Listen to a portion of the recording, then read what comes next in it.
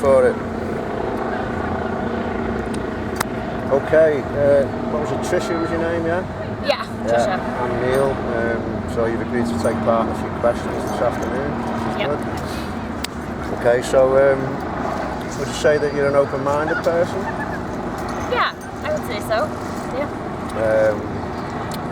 Would you say that your thoughts are your own? My thoughts are my own. More or less. I mean, it's hard because I think you're often influenced by society around you without even being aware. But yes. What areas would you say you're influenced from when you are mainly? I think you're influenced by by a desire or need to belong and things like that. So if you... Well, I mean, like any particular areas, like media or this kind of thing? As in the news, or... Do you watch TV at all? Or? I do watch TV. I don't really watch the news, though. Well, not TV, like Netflix. But probably media, actually, because it's everywhere. I'm probably influenced by media without even wanting to, because I don't really like media, but I think it still gets in there, you know? Okay. Yeah. So, would you say that, like, most things that are presented to you, certainly say through schooling and life, you just kind of believe them and took them to be true because you were told, or have you ever questioned anything? Or in school, I just believed it. But since leaving school, I definitely question a lot of things. Or if someone tells me something, I'm kind of like, oh, that's interesting. And then I go research it on my own.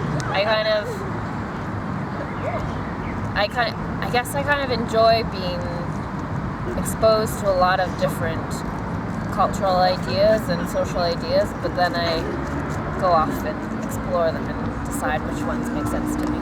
So what about things that people maybe class as conspiracy theories? Do you ever get caught up in investigating them kind of things, or is it not something that interests you? A bit, maybe. Like once I worked for a guy who believed in aliens. Okay. And it was quite interesting because he told me a lot of things, and I respected him as a person, and so it was quite a like, whoo, you believe in aliens. And then I went home and actually researched it, and I don't believe in aliens, but I came to understand why he might believe in aliens, if that makes sense. Like. So you took the time to at least look into it then? Yeah. You didn't dismiss it as some nutcase like... Yeah, because I think, well, to me, I guess believing in aliens, this might be a controversial statement, is no less or more extreme than believing in God. Yeah, that's a fair comment. Yeah, I'll go along with that. So yeah. What would, you know, like if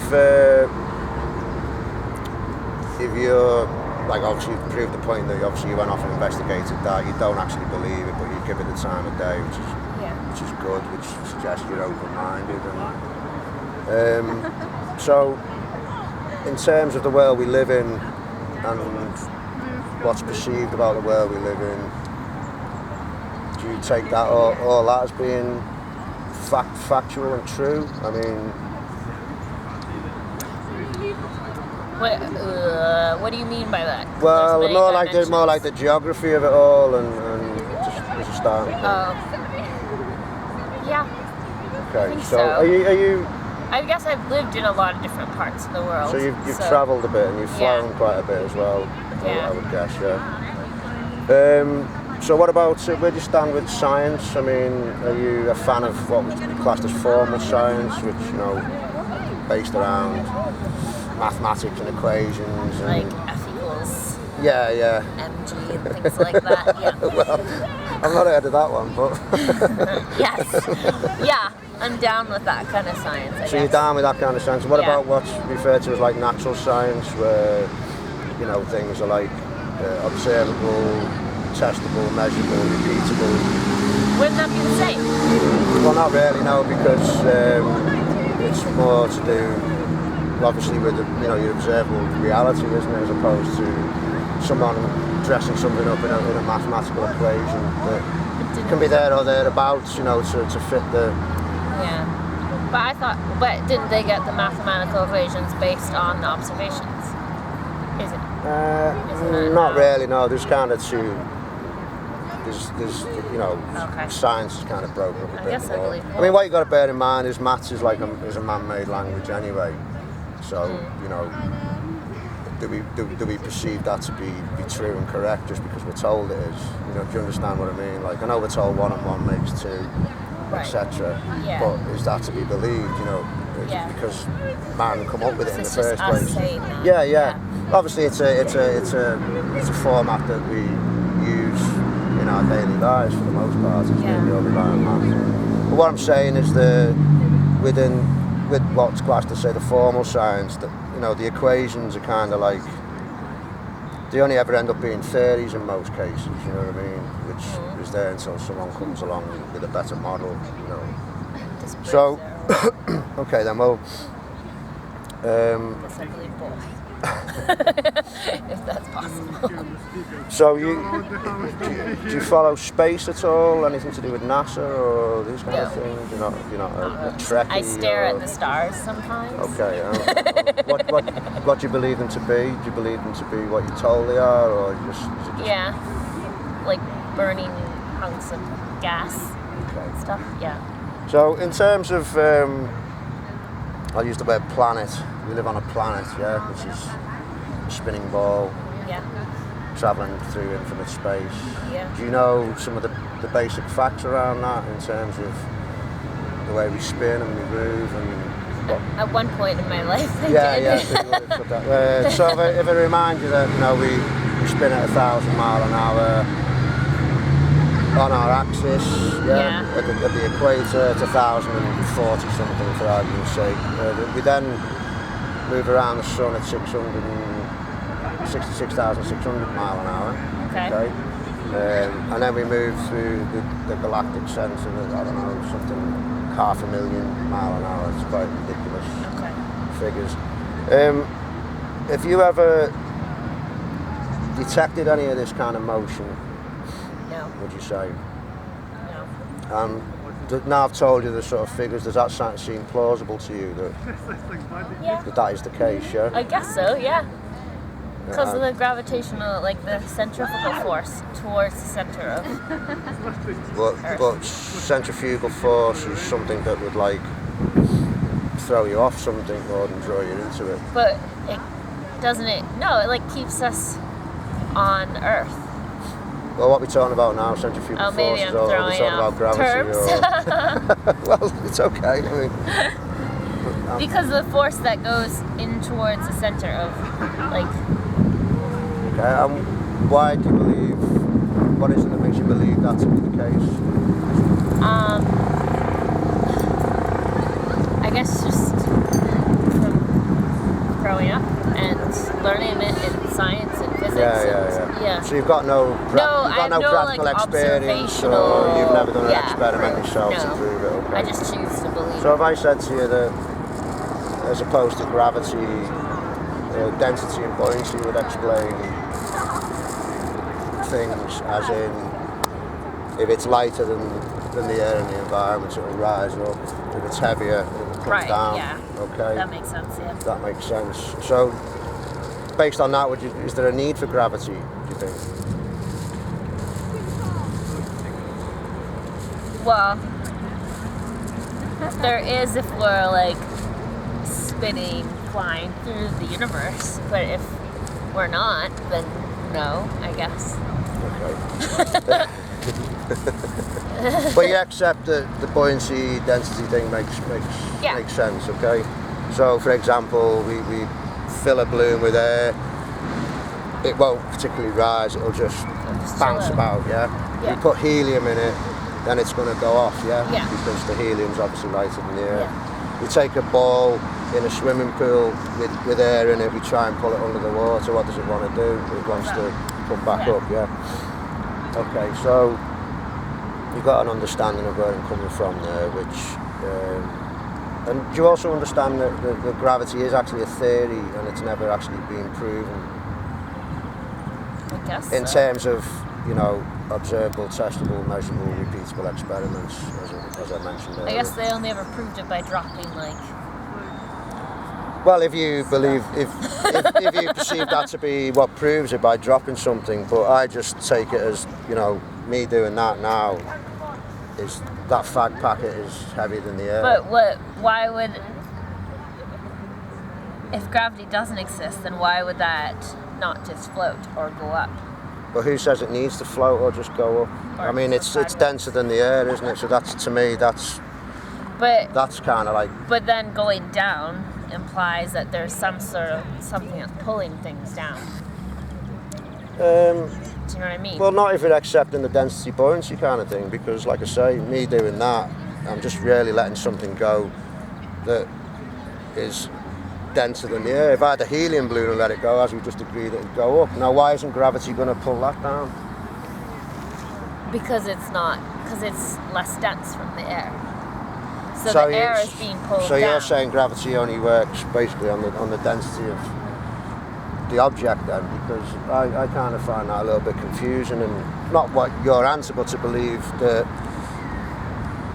on a breezy day, you know, a little bit of paper could brush by, or a butterfly could flutter past, not affected by gravity. A bird's not affected by gravity. It has the ability to fly. But that's because the bird's putting effort into, like, yeah, but do you feel that there's some force magically pinning you to the floor now? Well, what about when does it feel even more difficult to stand up because you've got this force on you? It is difficult to, well, that's why it takes effort to stand up. Yeah, but that's because you're moving your bodily mass from a sitting position to a standing position. It's going to take, obviously, movement and muscle use. You're moving from this point up higher. Yeah, but would you attribute that to this magical force of gravity then? Yeah, I'd say partially. Okay. Yeah. Okay. So we're told that, well, the planet has got like maybe 70% water on it. So you remember this? You agree with this? Okay. Now, what's the natural behaviour of water when it's within containment? What does it always remain? What does it always do? Stands out. It's an observation. Yeah, but like in what way? In the sense that, like, okay, so we've got some liquid in this beaker now, yeah? Yeah. So, regardless of what angle I'm turning it on, yeah? The surface is always flat. The surface is always flat? It's always flat, okay. Good point. So, flat surface, and you agree that no matter what size container we use, the principle will be the same. The natural physics of water is to remain flat and to find its own level. Yeah, on top, yeah. Okay, so if I punctured a hole in that now, this would drain out, but the surface would still retain its level, would you agree? Until it drained out. It's not suddenly going to go on an angle, is it, that way? Right, no. Do you understand? Yeah. I mean, I'm holding this just to demonstrate. Yeah, that makes sense. Okay. So let's return back to the fact that we're living on this ball, okay, that's covered 75% water, whatever it is. That you've also just said by your own observations, water remains flat and contained, yeah, when it's contained, the natural physics is to be flat, to find its own level. So how do you think it's possible that a ball that's covered in 75% of the water, how would that water be perceived as flat around a ball? Because gravity's pulling it towards the center. So gravity's pulling towards the center. Have you ever seen a curved hump in water anywhere? No, but that's because the size of the planet is so large that, like, the curve for us, if we were to observe, like, the edge, the gradient is very, very small. Okay, so if I told you that based on the size of the sphere as, you know, being just under 25,000 miles in diameter, the spherical trigonometry formula for working out curvature is 8 inches per mile squared, okay? I may have my little chart here that I can refer to.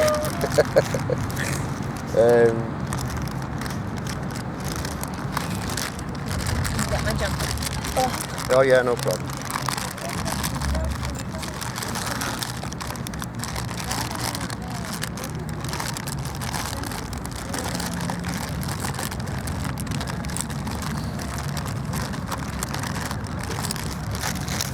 Sorry for my unpreparedness. Okay, so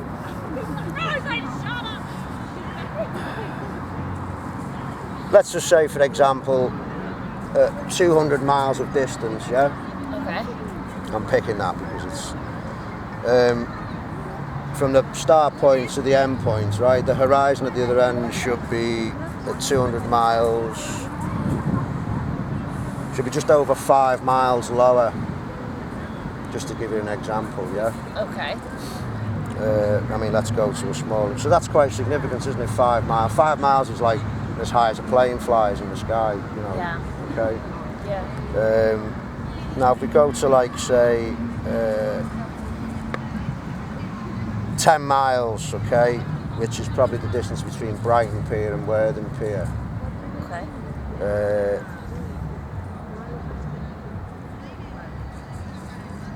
66.68 feet, okay, of curve. Yeah.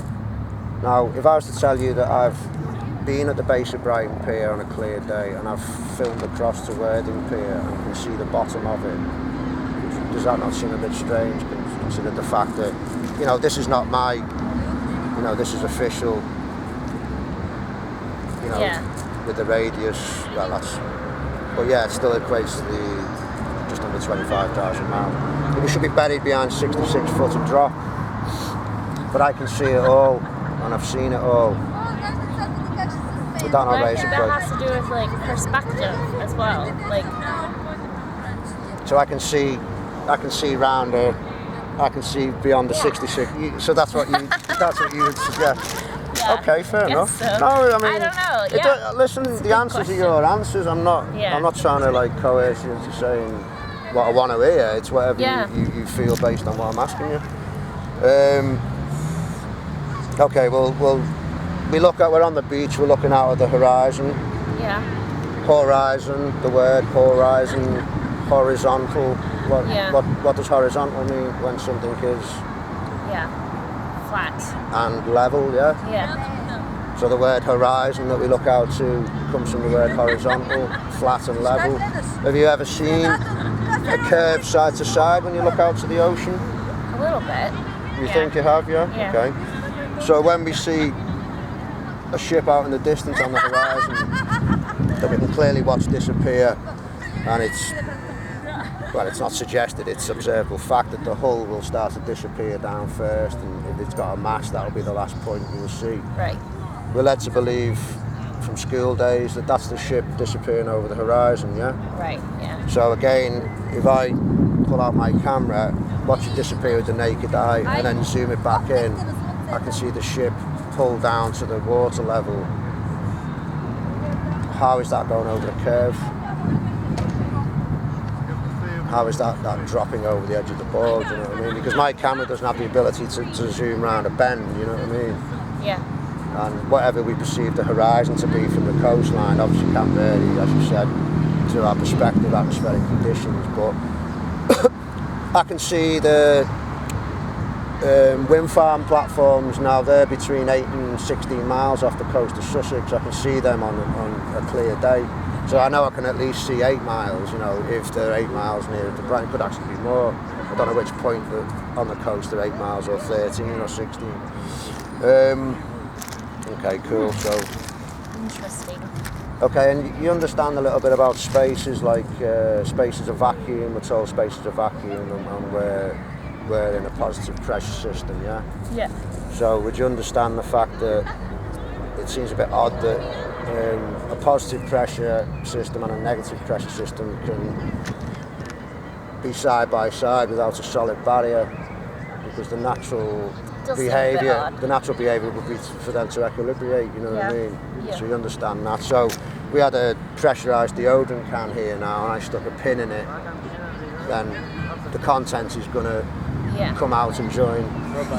It's not going to stay, is it? But the solid barrier, unpierced, is what contains the inside of the can from our atmosphere. Yeah. So we're told that space is, like I say, a vacuum, which means it's negative pressure. So again, that doesn't. I find that a little bit confusing, really, how the two could sit side by side. But so what I'm getting at, I suppose, from my own observations, I've never been able to test or measure any form of curvature. Okay, and believe me, I've tried.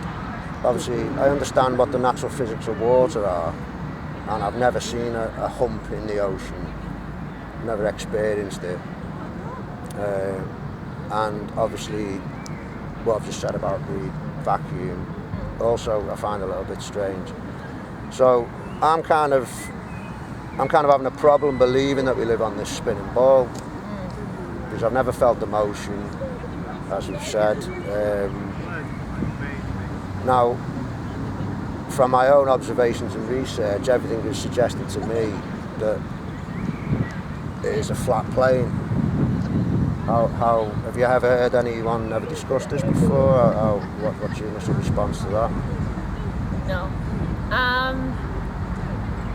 I guess initially I just feel like it's not a flat plane. I also think, how can if it was a flat plane, then how can like an airplane fly around? Do you know what I mean? Like around the whole world. Well, good question. How can it? Yeah. How can it? I mean, because it happens, right? So. Well, does it? Yeah, I think so. Okay. Anyways. Well, yeah. okay, no. I'm cold. Okay, look. Here's our little ball, yeah? Yeah. Here's our little ball, Earth. Yeah. Okay, I haven't actually got an aeroplane, but I've got a part of a spirit level, yeah? All right. Just for the sake of demonstrating. So let's see, where are we now? Okay, so we're in the UK's here, yeah? Okay. And we want to go to Australia. Yeah. Okay. Substantial amounts of curvature there, yeah? I mean, if we did I don't think this even covers it at the moment for the mileage, but we could actually work that out. Yeah.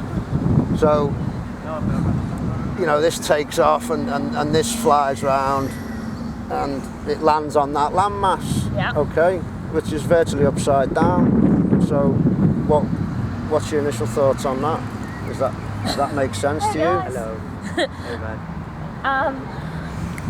I'm Sorry. being interviewed right now. Sorry to interrupt at a moment. How you doing, man? Sorry, I was just kind of conducting a little interview. He's doing Yeah, we're just saying goodbye. But yeah. Oh yeah, no you worries, guys- man. Sorry, yeah. Cool. Okay. I will see you. I don't know why I'm shaking your hands. I don't know, but let's shake. That was so fucking formal. Okay. Take it easy. We'll see you guys. See you guys. See you. See you guys tonight. Yeah, we'll see you in a bit. We're At the Warren. at the Warren. Do you know where that is? Yeah, I think, yeah. If you're somewhere else beforehand, let us know. I'll be somewhere else beforehand. Somewhere else. Yeah. Okay. Yeah? I'll let you know. Cool. Cool. Alright. Alright. Take it easy. See you soon. See you later. Bye now. Okay, bye. Okay. So you Back to remember flying where the plane. So How you we've doing? kind of landed in Australia, but we're like Yeah. this. Yeah. Okay. Yeah. All right, maybe the ball's leaning like that slightly. Yeah. So what? Are you kind of telling me that this makes Alright. perfect sense to you? Does that sit well with you? Yeah. Okay. Because I think, because Nice one. because gravity is pulling from all sides to the center of the Earth, so your sense of norm shifts as Sorry you for fly. laughing. No, because it keeps coming back to the G word again all the time. I love a bit of gravity, okay? Okay. Okay, so fair enough. So, okay, well, if I tell you this, right? aeroplane, okay? Yeah. Aeroplane, okay? Yeah. To me, the clue's in the name, plane, Okay. because it Yeah. flies over a flat surface, okay? So we know that when a plane takes off to climb to its altitude, yeah, Yeah. it then levels off in the sky, yeah, Yeah. okay? And then it flies to its destination, punching the coordinates, off we go. And then it gradually reduces its altitude. It doesn't nosedive down, does it? It just flies straight. It kind of nosedives. No. I've flown myself. I don't know what planes you've been on. It sounds like kamikaze jobs or something. But look, it gradually reduces and then it lands with a slight tilt to the back wheels and it No comes way. down. Yeah. Does it? Okay, cool. Okay. I didn't know that. Pay more attention next time. So what I'm saying to you is, on an aeroplane they have an instrument called a false horizon, yeah, which is what the pilot looks at. Yes. So he knows he's flying level. Yeah. Okay, and that's operated by a gyroscope, which Okay. is a mechanical device. Yes.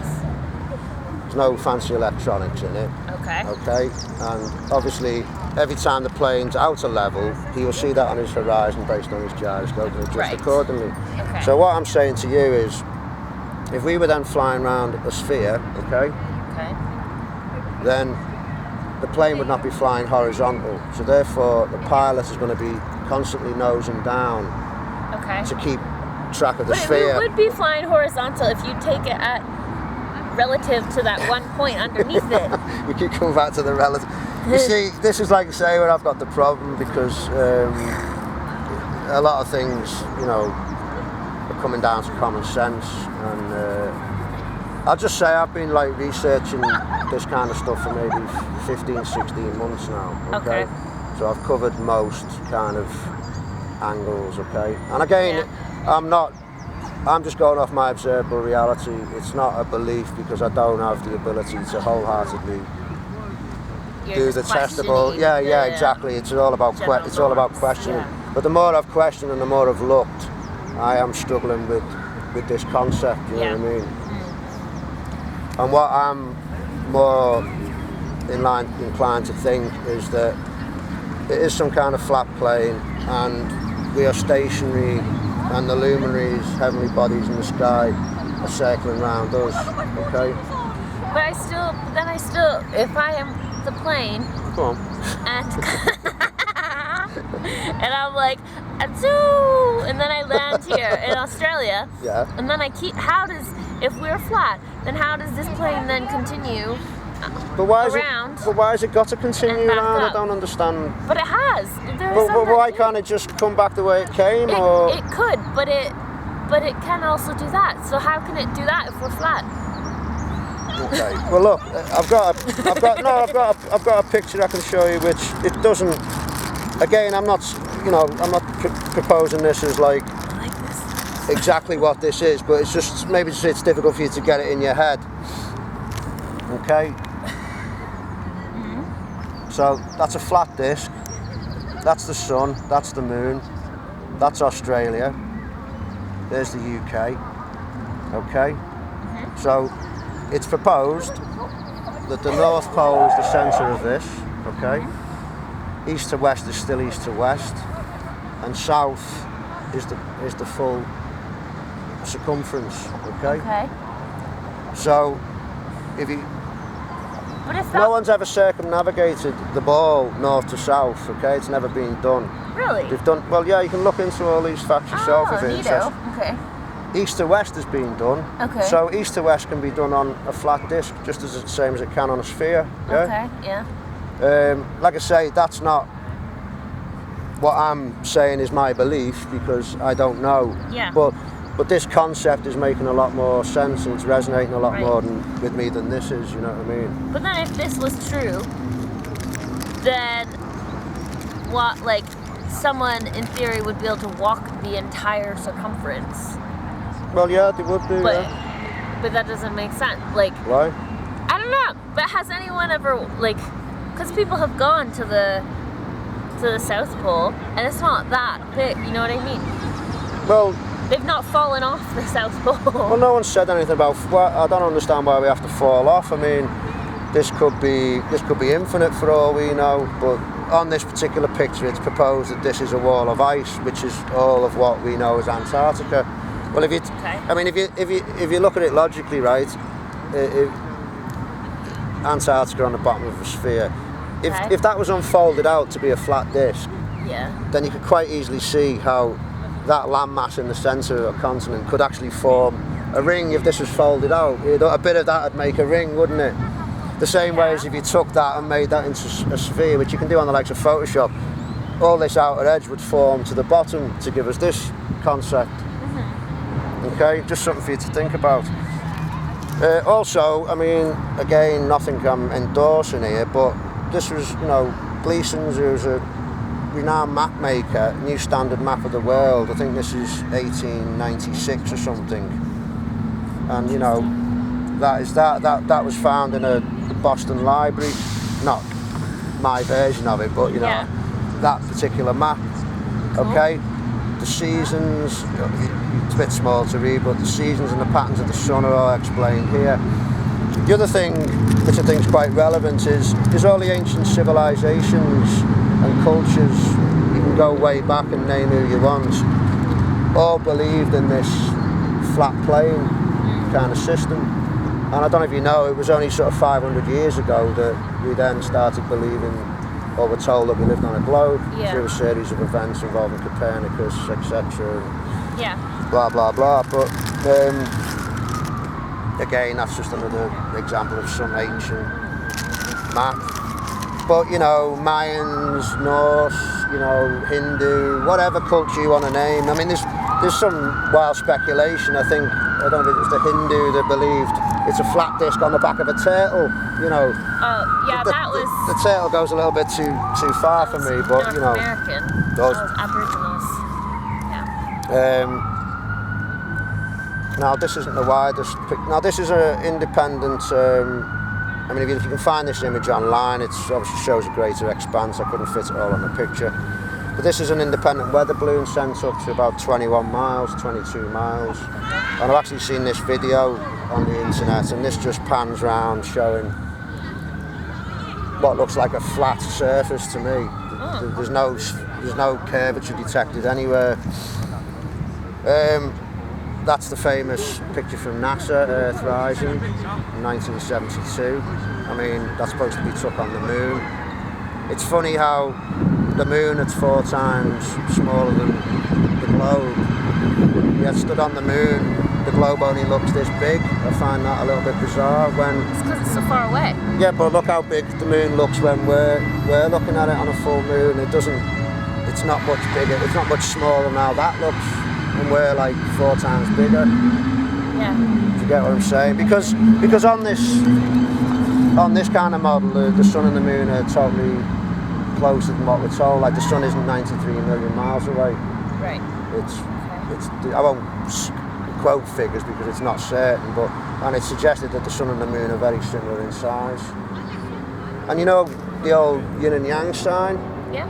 Okay. Well, that actually represents an aerial view of the moon and sun pattern. That's where that comes from, above a flat plane.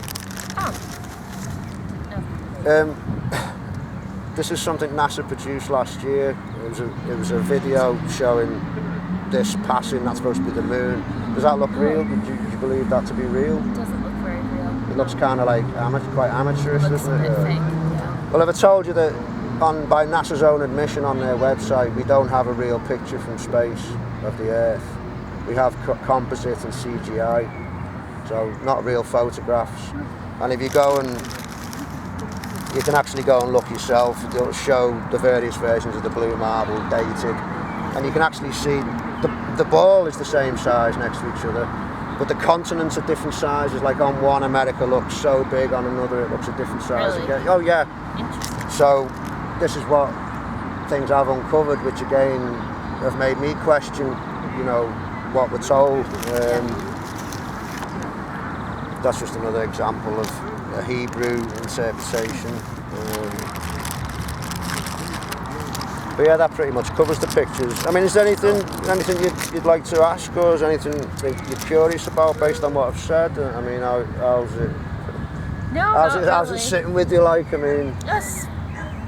like, I've never really thought about it. I guess it's never really been something that I've just like cared much about. Yeah, no, I get or a flat. I get thing. that. I mean, it's not. But I think what we need to bear in mind. Interesting to, but like because I've never thought about it, it's interesting to hear your perspective and things you've looked into. Because see, the thing is, people often think, well, oh yeah, what does it matter? It's not going to affect my life. No, it isn't affecting your day-to-day existence and what we do, see, behave, you know. But it's more about the implications behind it. It's the deception that kind of gets me, and that's what matters. You know what I mean? Again, this can be tied in with a lot of other things, as I touched on before, about conspiracies, what your general worldview is, how society's run, how it's operated, who's actually doing the controlling. You know, there's a whole big picture to that, which we haven't really got time to cover all that. Obviously, I don't know what your core beliefs are on things, but is this something you think that you'd maybe take a little look into yourself, just out of curiosity, or is it something that... I don't know, to be honest. Are you worried about discovering something that you might not, you know... I'm not worried about it, but I think you would have to like really look into it to kind of like come up with a decision on where your beliefs lie. And for me, it's like I have like there's a lot of other things I already look into a lot that you kind of sometimes have to choose your battles in terms of like well, yeah, no, I get that totally, and yeah, it's a good point, but I think I would say for me personally now, one of the biggest battles is to actually know and understand like who we really are, where we've came from, and what is this world that we're living in, you know what I mean? Yeah. All I'm saying as well, we're prepared to give it some time, it's quite simple. I think you could see a few different things that would just spark different, because a lot of, if I was to tell you now that for over 2 years this is like a growing movement, there's a lot of people questioning this, and if you typed in the words flat earth on Google or YouTube, you would be hit with a preponderance of results, you know what I mean? Interesting. Yeah. Which obviously a lot of people aren't actually aware of. It's not something that's creeping through our media or anything, you know what I mean? But there's certainly something building up. Yeah. And I mean, maybe check out the NASA site. That'd be interesting. I've never even looked yeah, at well, I their mean, site, again, I don't know whether you believe man went to the moon. I don't, and I've researched that, and I've seen enough to demonstrate to me that NASA have lied, basically, you know what I mean? And they take $50 million a day, $19 billion a year off, you know, American taxpayers' money to fund, well, basically CGI and cartoon videos, like, by their own admission, you know what I mean? There's a lot going on with NASA that people don't realise. But again, like, I'm not here to convince you of anything or try and tell you that, you know, you've got to think like this or believe that. It was just to provoke some thought. Plant a seed.